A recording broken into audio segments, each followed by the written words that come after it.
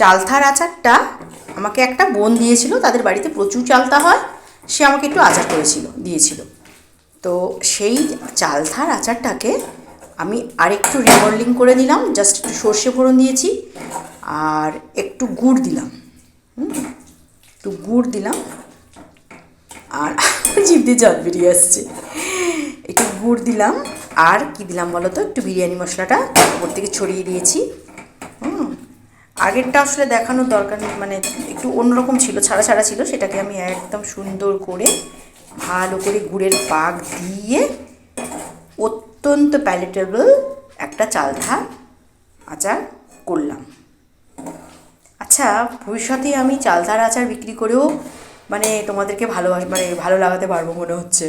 মানে এই আচারটা যদি আমি জাস্ট সুন্দর একটা, দেখতে সুন্দর কাঁচের একটা শিশির মধ্যে ভরে যদি আমি সেল করতে পারি, তাহলে তো মনে হচ্ছে একবারে আচার জগতের নাম হয়ে যাবে।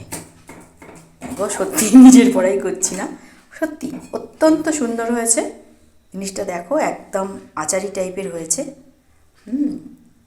আমার তো জিভ দিয়ে জল বেরিয়ে আসছে, এমনই টেস্ট।